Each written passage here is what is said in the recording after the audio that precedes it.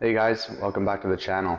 So today we're going to be following up on a previous video that I did where I unboxed a switch and a patch panel from fs.com. We're doing a partnership just to kind of review some of their equipment and see how it works in real world time, as well as some people who may not be used to managed switches and what they can do for you and whatnot. So today what we're going to do is we're going to go back and we're going to review the actual features, the functions, the size, the form factor, all of that stuff of the S3700-24T4F. So first I wanted to explain to you guys a little bit about what fs.com is. I didn't know what they were until I was able to work with them on this project, and that was really cool to be able to work with people who are as passionate as they are about their products. So they were able to send me what I actually needed for my rack down there, and they are a growing company that basically is moving from UK, Australia, China, Germany. They're bringing everything together, and they're also even exploring new options in Japan and the UK. So their warehouses are going to be completely global, and they are able to ship us exactly what we need when we need it, quick, expedited packaging. We went through previously the packaging, and the packaging for this was excellent. There was no issues with shipping, and the speed of which it came here was really fast. So we're going to go into some of the features and overviews of this router and this switch, and we're going to also go through some of the impressions and some of the stuff that you guys could look forward to in buying a relatively cheap switch of this power and this magnitude. Okay, so stick around for the ride. We are going to be going through that now. Awesome.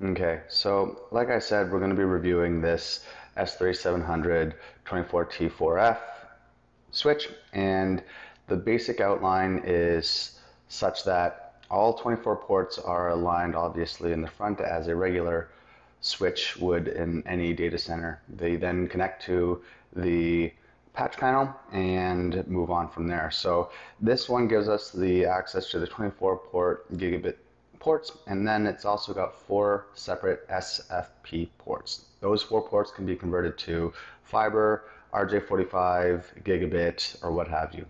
I personally am not going to be using that right now. It would be a really cool project for me to be able to utilize my fiber uplink from my ISP and kind of directly link it into here. So that will be a project for another time for sure. But for sure, that's going to be happening at some point. So stay tuned and subscribe. The basic overview, physical dimensions, it's a smaller switch. It fits in a 1U rack space, as well as it's quite shallow. Now, for a switch that has this type of capability, it's relatively standard. However, this has one of the best fanless designs that I've seen in a network switch. So most network switches that are in enterprise environments, they don't worry about noise. Now this and some of their other products on this sort of like category, they try to do the fanless switches as much as possible within reason. So if you're getting state-of-the-art enterprise, with PoE, then they're probably not going to be able to use their fanless design, as PoE increases the power requirements, increases the heat. They have to have active cooling on those. For some of the lower products, without those features, as you can see here, we don't have any PoE switches. So the next switch moved up has 8, 8, 16, 24, and you can go into PoE plus. So as you move up in function, obviously it requires more power, and some of these at the end here, these ones require fan design. So that's okay, and what I used it for was to put into my server room. So the fanless design was a nice to have. In my scenario, as you guys have seen in my server room build, that is a soundproof room, so I wasn't so concerned about having the switch having multiple fans or making a lot of noise. But this is a big positive for people who are looking for switches that are going to go into living rooms or bedrooms, or you don't have a lot of space and you're in an apartment. You can get a powerful switch that doesn't have any fans. As long as it doesn't have any PoE, then they are able to limit the fanless design. Basically, the more the PoE switches, the higher the power consumption, the more heat. So it just makes sense as you go further on in their tier list that they require active cooling for these other switches. The other positive thing about having a fanless design is that the wattage that is using for this switch is maximum 20 watts. So because there's no moving parts and there's no active cooling, you're able to get a full 24 gig switch with 20 watt max TDP. So that's amazing. You can plug it in anything and you don't have to worry about power. Obviously, as soon as you start using PoE, then the power requirements go up as well as the thermals. So this is great for people who want to switch to power their entire house and they don't need to have PoE. As you go to PoE, then eventually you're going to have the fan design.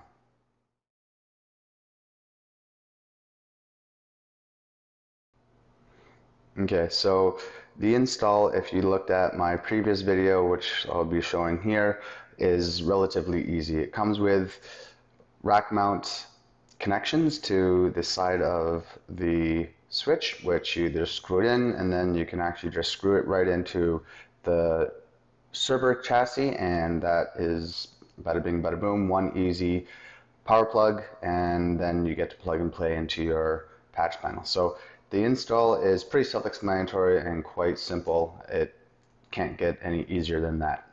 Now I'm going to do a quick overview of some of the features that this switch allows me to do, and basically once you log in, it shows you your CPU usage, your memory usage, and the current uplink, uptime, etc. So that's pretty cool. I'm wondering if we were able to upgrade any of these. If you guys watch Linus Tech Tips, he did a router upgrade, which was just incredible, but it would also be interesting to see me take this apart and see if I can actually upgrade some of the memory or what have you. I shouldn't be using 35% of the memory usage because I'm really only using this as a standard switch at this given point.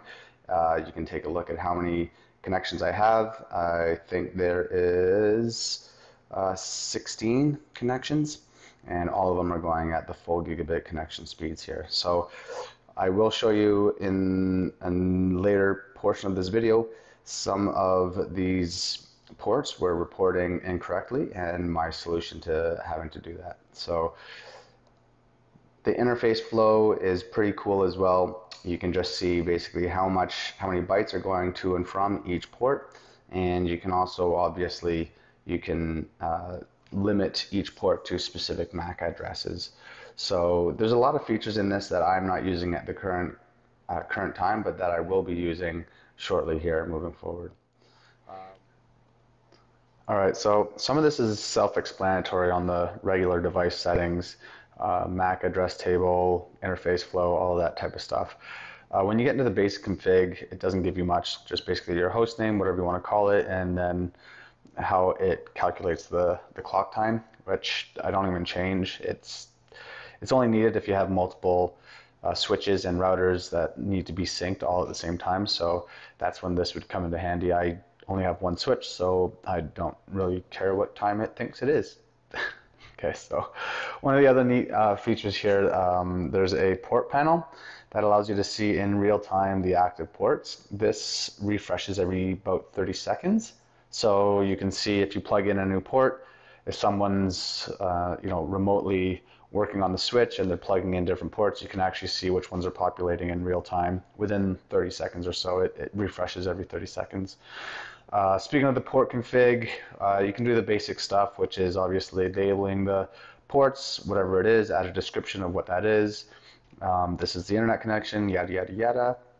And then we get into basically the speed of limitation of the ports. Now, typically you wouldn't do this. A lot of admins don't use this feature unless there is somebody who's downloading a ton of stuff on their network and they have to kind of shut them off.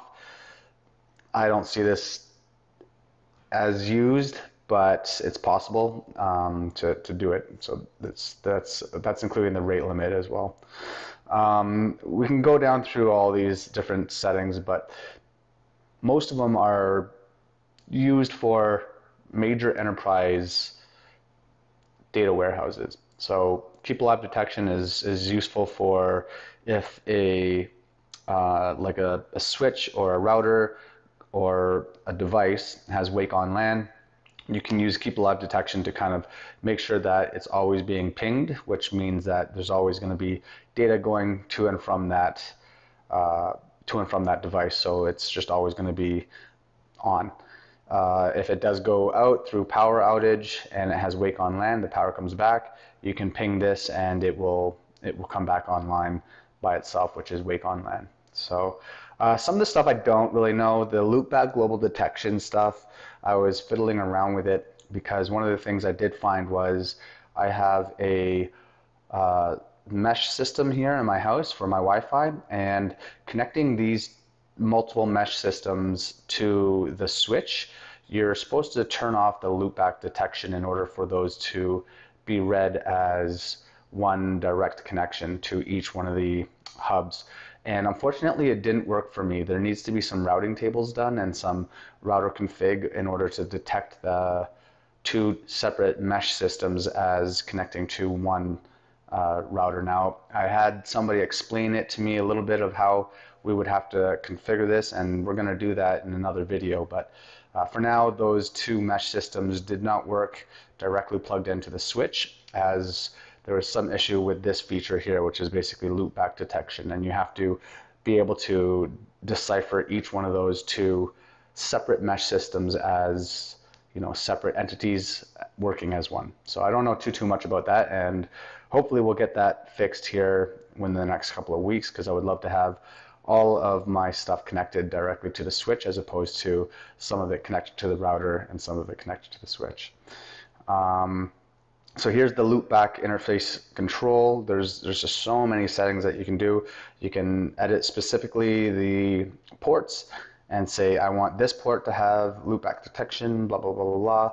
And there's a ton of settings that you can do per port on each one of these settings. And I didn't really get into this too in depth, and I do believe that this will be the eventual solution to my mesh system upgrade. Maybe you guys can let me know in the description on how I can fix that by connecting my mesh hubs into this and having them work as one connection kind of thing. Port security, SSL and MAC address security. There's a ton of different things you can do here. You've got static MAC address, you got filtration and dynamic MAC address filtration. A lot of this stuff is for fairly advanced users. I wouldn't specifically use this, and there's a couple of other settings here that are pretty interesting. So we're going to move on to the level 2 config, and we're going to skim through this a little bit quickly, but mainly one of the things I wanted to show is that this does have level 3 capabilities. It's listed as a level 2 switch, which typically level 2s are IP agnostic. So they don't know about IPs, they basically just pass the data to one unit to another unit. Level 3 switch means that it's IP aware, meaning that you can do things such as routing with the level 3 switch, and that's a big plus on this. So they are aware of DHCP servers. I looked into this. I'm not too sure how it would work. I don't think it actually can become its own DHCP server, but being aware that there is a DHCP server is something different. So here you can actually put in your the IP of where your DHCP address binding is, so it knows exactly where the DHCP server is and it can connect to it directly, which is really good for a layer 2 switch, technically a layer 2 switch. Static routes, from what I know about these is, again, you can do direct routing from one IP to another. You can't do that with L2 switches because, again, they're not IP aware. So having this functionality here is also really important. Now the OSPF routing, this was explained to me as basically prioritized routing within the network. So if you have something that requires more data or more flow, you can use that as a prioritized routing, which is kind of interesting. So like by IP kind of thing. So again, some of the stuff I may be a little bit off on, but I have the general concepts down pat. Speaking of routing based on, I guess, required bandwidth, one of the interesting things, and I might actually do this, is it was under advanced configuration. So one of the advanced configuration things that I may actually utilize is the QoS, which is quality of service config. Essentially, you have all of your ports, all of the ports on the machine. That's including the 24 plus the 4 SFP ports, and you can classify them in terms of in terms of priority for bandwidth. So basically, quality of service means, like, if I want this one to have the highest bandwidth allocation or highest priority, then I set it to a 7. And then if this one's the lowest priority, then I'll set it to a 1. So if ever there was a maxed out throughput on the switch, it would then prioritize which I guess traffic is getting prioritized within each port, which is also really cool. Also in the advanced settings, again, there's IP access list, which does not happen with a layer 2 because layer 2 is IP agnostic and is unable to truly understand the access list. So you can actually specify it by MAC address or IP access list, which is the MAC addresses here. And then there's another one here that I tried to look up, the HTTPS config. This HTTPS is certificates and basically intranet acceptance. So if you have another router that requires a certificate to access it, or another switch, you can import the certificate files into this switch and then be able to access those HTTPS connections for your internal network, which is also very, very good and granular. Moving on, there's not too much else. This pretty much can do everything that a layer 2 can and way more than I'm capable of. So what am I going to be using this for moving forward? I really want to use this as more of a catalyst to start using some of the VLAN configurations where I can actually set up multiple networks within my own network. So for instance, I have a rented out space down in the mining shed, and I want to be able to separate his stuff on the network from my stuff on the network. And so that's where you start getting into VLAN configuration. I could also start limiting packets or restricting access to the rest of the network. I mean, he's not doing anything except mining, so there's not really anything to worry about here, but it's more of getting into the network ideal and figuring things out and learning how it all comes together. The more you know, the better you can manage your environment. So I also want to get into home lab sort of thing. So a home lab basically allows me to control everything in one. So if I can get all my, I guess, like my cameras up together and all of my thermal, I guess, like my Nest systems up together and then my mesh systems up together, if I can all be running that from a certain one server on the home lab that's controlled by this.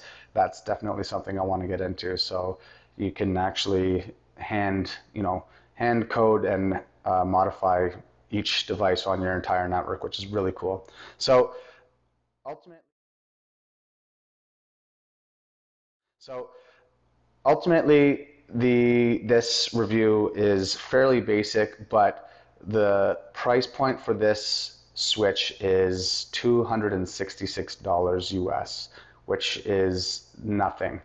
If you look at all the features and the fact that it has L3 configuration and you want to get into that type of stuff, for $266, a fanless switch, 24 port, 4 SFP ports, with all of this management networking configuration, it's like such an easy choice to pick one of these things up. And that's at fs.com. They didn't tell me to say that. I'm just saying my final review of it is extremely impressive, and I'm really happy with the hardware, the software, and the configurability of this piece of equipment. So really enjoyed working with them, and it was nice to finally get together with a sponsor that wanted to see their product in use. So with that said, yeah, that's my review. I really like the product, as well as the patch panel is like, it's the nicest patch panel I've ever seen. I've not worked with a lot of patch panels, but this is pure metal, and you saw it in my previous unboxing video. So anyways, guys, stay tuned for more stuff. I've got some Chia stuff coming up. I've got a new interview coming up on Chia,